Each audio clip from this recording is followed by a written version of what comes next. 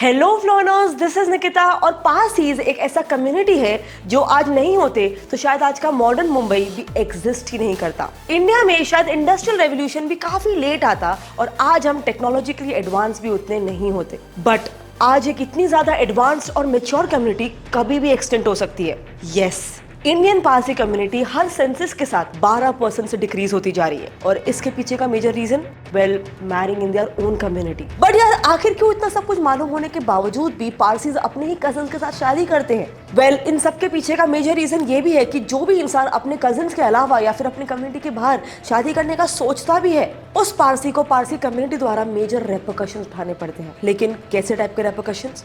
Well, let's find out. Parsi community जो Indian population का सिर्फ 0.06% हिस्सा है, इस कम्युनिटी ने इंडिया के पूरे डेवलपमेंट में इतना योगदान दिया है जितना तो शायद मेजॉरिटीज ने भी नहीं दिया होगा। अब आई नो मेरी बात से एग्री नहीं करोगे, बट डॉक्टर होमी बाबा, जिन्होंने हमें एटॉमिक एनर्जी दी, फील्ड मार्शल सैम मैनेक्शॉ, जिनकी वजह से हम 1971 का इंडो पाक वॉर जीत पाए, and Dadabhai Naoroji, madam Bhikaji Cama and Jamshedji Jeejeebhoy जैसे इंपॉर्टेंट फ्रीडम फाइटर्स भी इसी कम्युनिटी की देन है। इनफैक्ट इस छोटी सी कम्युनिटी ने इंडिया को सिर्फ डेवलपमेंट लीडर्स ही नहीं बल्कि फिलैंथ्रोपिस्ट लाइक जमशेदजी टाटा, जिन्होंने खुद से $107 बिलियन डोनेट किए और चैरिटी में एक वर्ल्ड रिकॉर्ड भी बनाया, ये भी इन्हीं कम्युनिटी से आए हैं। इनफैक्ट आज मुंबई में 3000 से भी ज्यादा पारसी ट्रस्ट है जो बाय द वे सिर्फ वेल्दी पारसीज की वजह से ही फंक्शन होते हैं। अब ये सब के बीच यहाँ पर क्वेश्चन ये आ जाता है कि इनका इतने अमीर होने के पीछे का रीजन क्या है? वेल, ब्रिटिश राज।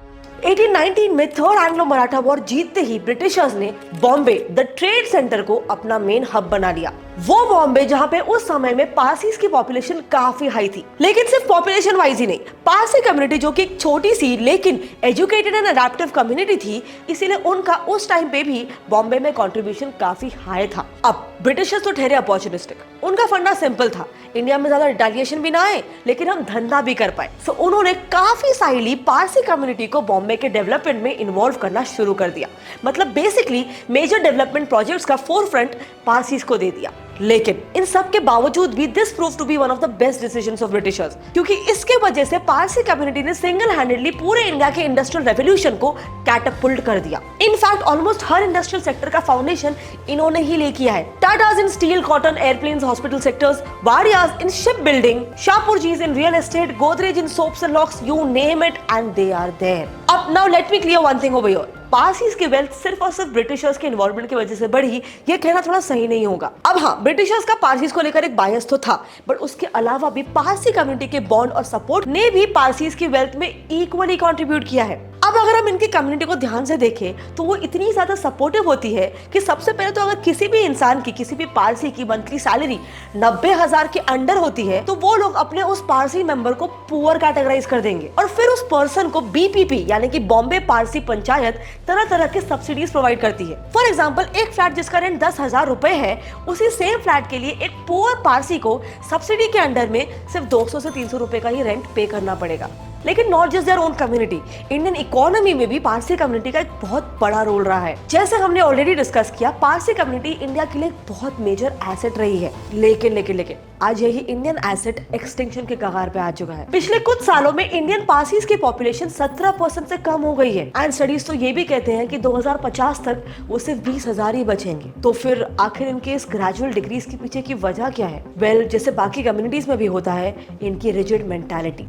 अपनी कम्युनिटी में किसी दूसरे कम्युनिटी के इंसान का इंटरफेरेंस नहीं होना चाहिए, ये आइडियोलॉजी इनमें इतनी ज्यादा इनकलकेटेड है कि ये इसके चलते अपने कम्युनिटी के बाहर शादी ही नहीं करते हैं। अब इस बात का बेस्ट एग्जांपल है केरला के कवीना सिस्टर्स। कवीनास केरला के उन 2 पारसी फैमिलीज में से है जिन्होंने कभी भी शादी ही नहीं की है। रीजन, कम्युनिटी का लड़का ही नहीं मिला। एंड नो, ये सिर्फ कोई इकलौते केसेस नहीं है।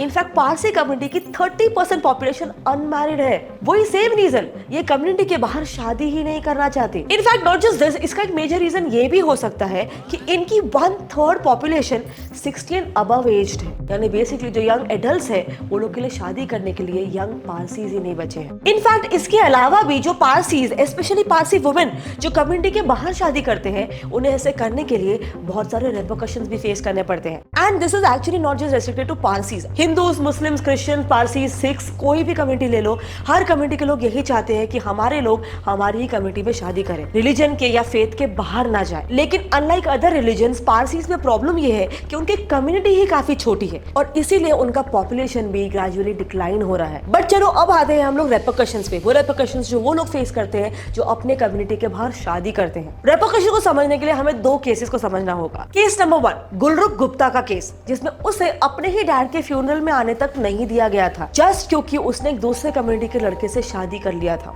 केस नंबर 2, मुंबई की पारसी वुमेन रोशनी, जिसे बॉम्बे पारसी पंचायत से थ्रेट कॉल आ रहे थे क्योंकि उसका हस्बैंड क्रिश्चियन था, लेकिन उसे अपने बच्चे का नवजोत एक पारसी रिचुअल परफॉर्म करना था। अब let me just remind you, ये थ्रेट कॉल्स, ये रेपरकशंस हर रिलीजन में फेस होता है। सो ये just this is not just restricted to Parsis. लेकिन नेवरदलेस लेट्स डिस्कस कि आज आखिर इनकी मेंटालिटी इतनी रिजिड क्यों हो चुकी है। Parsis are considered one of the most adaptive and intelligent community, लेकिन इसके बावजूद भी क्यों ये अपने ही कम्युनिटी के बाहर शादी नहीं करना चाहते। सो वेल, इसका जवाब छुपा है इनकी हिस्ट्री में।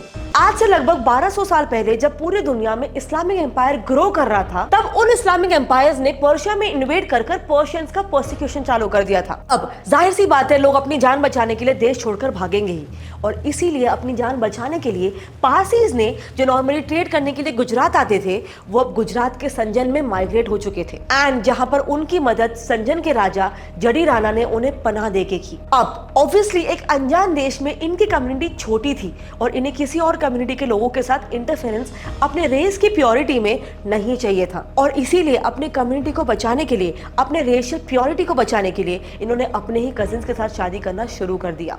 बट यहाँ पर एक क्वेश्चन अभी भी है, क्या ये इंटर कम्युनिटी या फिर किनशिप मैरिज एंड कम्युनिटी से एक्सक्लूजन उनका रिलीजियस टेक्स्ट सपोर्ट करता है? सो वेल, अगर पारसीज के पुराने ईरानी पहलवी टेक्स्ट की बात करें तो आंसर है हाँ। कई हजार साल पहले ससानियन एम्पायर तक पारसीज में विडोडा या फिर कॉन्सेंजुअल मैरिजेस यानी कि क्लोज ब्लड मैरिज का ट्रेडिशन था, लेकिन फिर उसे कुछ वक्त बाद बंद कर दिया था और सिर्फ कजिन मैरिजेस को ही अलाउ किया था। बट यार, एज वी ऑल नो, ये कैसी इकलौती कम्युनिटी नहीं है जो सेम कम्युनिटी में शादी करना प्रमोट करती है। आज इंडिया में 260 कम्युनिटीज है जो सेम कम्युनिटी में मैरी करना प्रमोट कर रही है। एंड माइंड यू, प्रॉब्लम्स उनमें भी नजर आ रही है। बस प्रॉब्लम यहाँ पर ये है कि पारसी कम्युनिटी में ये प्रॉब्लम्स जो आ रही है वो ज्यादा हाईलाइट हो रही है। एंड इसका मेजर रीजन, जैसे मैंने आपको ऑलरेडी बताया, वो है इनका पॉपुलेशन पहले से ही कम था। एंड नॉट जस्ट पॉपुलेशन कम होना, ये कम्युनिटी सिंस अपने ही कम्युनिटी में शादी कर रही है, इसीलिए पारसीज काफी सारे हेल्थ इश्यूज भी फेस कर रहे हैं। Health effects like brain defects और congenital anomalies, early hearing impairment,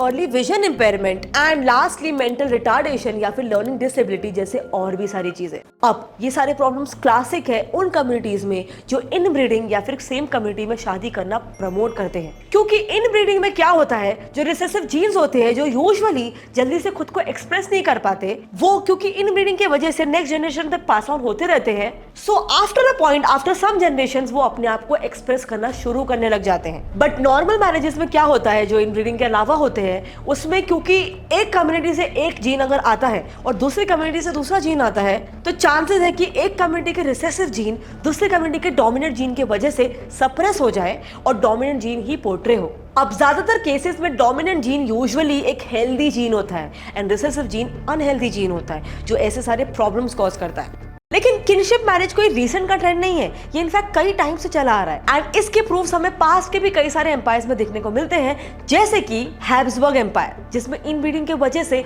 the famous Habsburg jaw develop हो गया था। अब coming back to the Parsi community, जिस इंट्रा कम्युनिटी मैरिज की प्रैक्टिस से पारसीज को अपनी प्योरिटी और नंबर्स कंजर्व करने थे, अब वही प्रैक्टिस आज पैरासाइट की तरह इस कम्युनिटी को धीरे धीरे खत्म करने पे तुली है। क्योंकि जैसे हमने देखा, इस सेम कम्युनिटी में मैरिज के इफेक्ट्स हमें सिर्फ नंबर्स में ही नहीं, पारसी कम्युनिटी के हेल्थ इश्यूज में भी दिख रहे हैं। और माइंड यू, ऐसे हेल्थ प्रॉब्लम सिर्फ इनकी ही कम्युनिटी में नहीं, ये इंडिया में सेम कास्ट मैरिज करने वाली 260 कम्युनिटीज में भी देखने को मिल रहा है। क्योंकि इन कम्युनिटीज को स्टडी करने पर नोटिस किया गया कि इनका आईडीबी, आइडेंटिटी बाय डिसेंट, जो आइडियली 0 होना चाहिए, वो स्कोर एशकेनाजी जूस से भी ज्यादा है। अब एशकेनाजी जूस जूइश कम्युनिटी का वो सेक्ट है जो सिर्फ अपने ही कम्युनिटी में ही शादी करना प्रेफर करता है, एंड इसी वजह से उस कम्युनिटी में भी काफी सारे जेनेटिक डिफेक्ट्स नोटिस किए गए हैं। लेकिन फिर भी जहां पर इस जूइश कम्युनिटी का स्कोर 0.9 है, गुज्जर कम्युनिटी का यही सेम स्कोर 11 टाइम्स ज्यादा है, 11 टाइम्स ज्यादा। सो अगर ऐसे ही सारी इंडियन कम्युनिटीज रिजिड बन जाएगी, सिर्फ अपने ही कम्युनिटी में शादी करने लग जाएगी, तो इंडिया की कमिंग जनरेशन यानी कि काफी ह्यूज पॉपुलेशन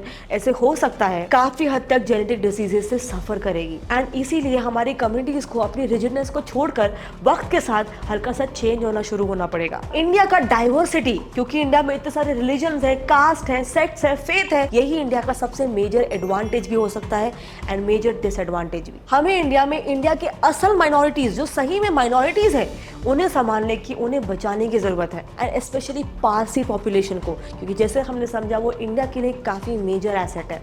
लेकिन हम अक्सर ये सोचते हैं कि एक छोटे से चेंज से क्या ही फर्क पड़ जाएगा, लेकिन मेरे और आपके ऐसे छोटे छोटे चेंजेस से ही देश में एक बड़ा बदलाव आ सकता है और ये बदलाव हम ला सकते हैं लोगों को एजुकेट करके, उनमें अवेयरनेस फैला के। सो इसीलिए अगर आप भी मेरी बात से एग्री करते हो तो प्लीज इस वीडियो को जितना हो सके अपने फ्रेंड्स और फैमिली में शेयर करो। सबको मालूम पड़ना चाहिए कि कैसे हमारे इंडिया में एक माइनॉरिटी पॉपुलेशन, एक पारसी कम्युनिटी कैसे डिक्लाइन होते जा रहा है और हम इंडियंस उसके बारे में कुछ भी नहीं कर पा रहे। इसके अलावा अगर आपको आज के मेरे इस वीडियो का मैसेज पसंद आया, उसमें कहीं बात सही लगी, तो प्लीज इस वीडियो को एक लाइक कर दो। और अगर आपको ऐसे ही एजुकेशनल वीडियोस और देखने हैं तो मेरे चैनल गेट्स अप को सब्सक्राइब कर दो विद बेल आइकन ऑन, वरना आप फ्लॉन की नेक्स्ट वीडियो की नोटिफिकेशन को मिस कर दोगे। मिलते हैं अगले वीडियो में, तब तक के लिए कीप लर्निंग, कीप ग्रोइंग।